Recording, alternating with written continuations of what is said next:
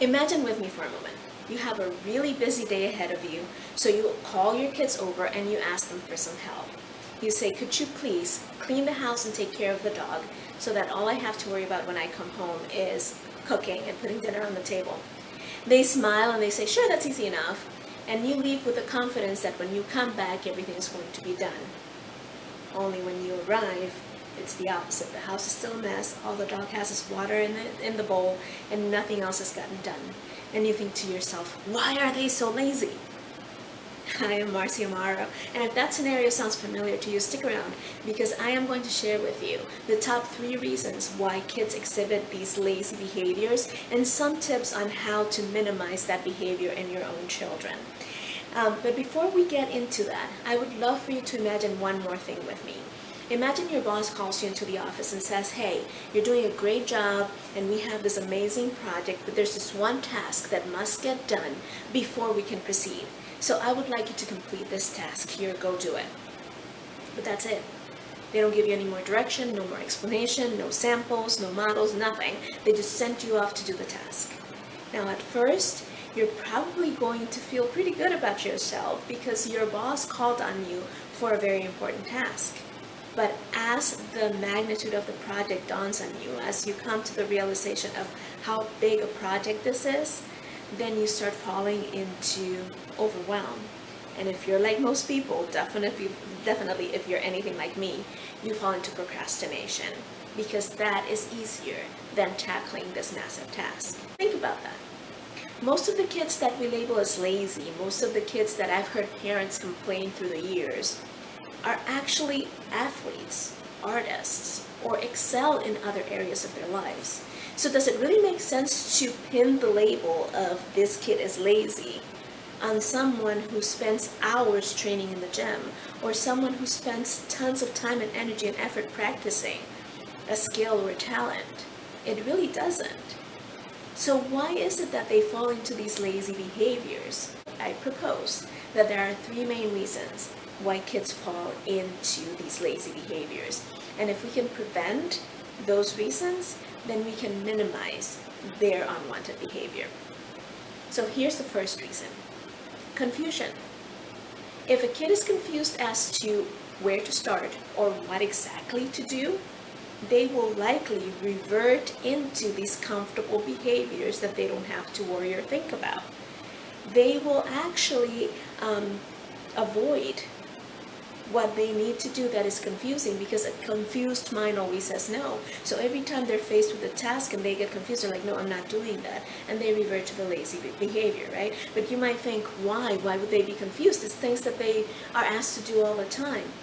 But we actually cause this confusion a lot of the times. I know as teacher, I used to tell my students, okay, go study. What does study mean? Does that mean homework? You didn't give me any homework, so what studying am I going to do? Does that mean make a study guide for a test? Well, I don't have a test coming up yet. And if you mean reading my notes, I didn't take any, so what am I supposed to study? What does studying look like? And I started changing what I said to them when I wanted them to study. So as parents, we do the same thing. Go clean. What exactly does that mean to you? Does that mean pick up the stuff that's out of place? Does that mean sweep and mop and vacuum? Does that mean clean the bathroom? What does it mean? So we need to be clear in the instructions we give them. The second thing is they might be overwhelmed. As in the example with your boss, they might suddenly look at the task and start thinking, oh my gosh, this is too much. I hear kids say that all the time. This is too much. I can't do this. And so they revert back to lazy behavior because that's comfortable. But think about it. Clean the house. To you, that's simple. It's just one thing you're asking them to do. But when they start thinking about everything that is involved in cleaning the house, they start thinking, oh my gosh, a whole house? You mean bathrooms and bedrooms and living room and dining room and kitchen? And oh my Lord, how am I supposed to tackle a whole house? And they start getting overwhelmed. And when they don't know in which direction to go, they just don't do anything. And the last reason why they might fall into these lazy behaviors, you're probably going to find me on, but trust me, is for fear of disappointing you. I know that as parents, we sometimes buy into this idea that after a certain age, they stop caring what we think. That is never true. Kids always want to feel accepted and loved by the caring, important adults in their lives. So if an important adult requests something and they fear that they might fall short, they feel that they might not do it just right, they would much rather hear, oh, you're so lazy, because that's something they hear all the time and doesn't affect them anymore. Most kids say it about themselves. Then risk seeing the look of disappointment in your face.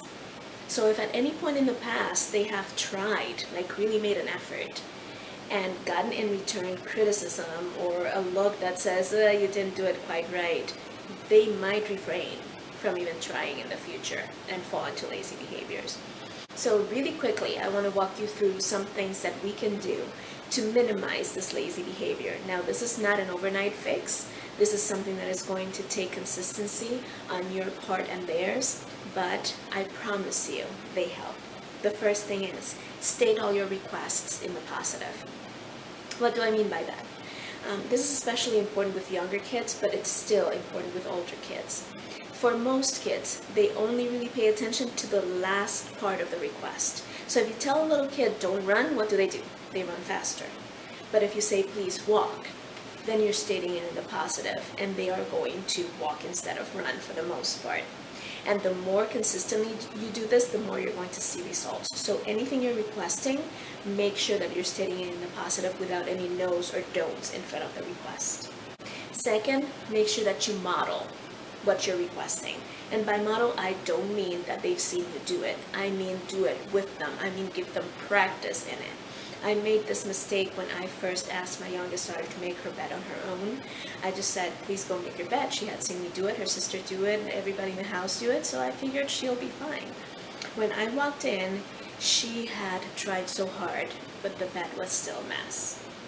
Now, thankfully, I knew enough not to say, oh, this is wrong, let me redo it. I looked at her and I said, honey, I appreciate your effort. You did such a great job. You tried so hard. Now I need to apologize because I didn't help you. I didn't teach you how to do this. Would you like mommy to help you today and then work on it? And she said yes. And so we redid it together. And then I realized I made a huge mistake. I didn't model this for her.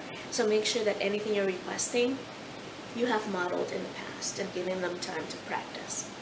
The next thing is help them figure out the best first step. For example, if you're requesting your kid to clean the house, again, that can be really overwhelming for some kids. So ask them or tell them, okay, I need you to help me clean the house. What do you think would be the best first step? Do you think maybe picking up anything that's out of place might be a good place to start? And let them tell you. And that ties into the next one. The next recommendation is to help them figure out the step-by-step of the task, right? Lay out a step-by-step plan on how to do this. So in the previous example, you're asking them to clean the house. You already talked about the first step. So ask them, okay, after we pick up everything from the floor, what do you think would be the next best step? Now, if they say something that doesn't make sense to you, just ask them, okay, why do you think that would work? And what would happen when you need to do the next thing? And let them come to the realization on their own that the order in which they arranged the steps didn't make much sense. And make sure that before you send them on their way to do it, they have a logical step-by-step plan on how to do this. And the final piece of advice is make sure that your kid knows that their performance on the task has no bearing on your love and acceptance of them. How do you do this? By praising the effort. So they might do a sloppy job. They might not get it right. They might not do it the way you would do it, but they still tried and they still made an effort. Before any criticism, before any other suggestions, make sure that you thank them for their effort and for trying. So this is Marcy Amaro, and I hope you have found this helpful. And if you did, then I really invite you to join me tomorrow, Wednesday, July 15th, as we kick off our 7-day Family Reset Challenge. If you have not done so yet, go to familyresetchallenge.com and register. In this challenge, we're going to look at the one thing that can make the biggest difference in your family structure. We're going to look at 2 ways to really improve communication and connection so that you can move your kids from resistance to cooperation. And we're going to look at some of the main things that we forget that are basics we need to have in place in order to have the best family structure possible in an environment in which everybody can thrive. Thank you for joining me, and I will see you at the Family Reset Challenge. Bye.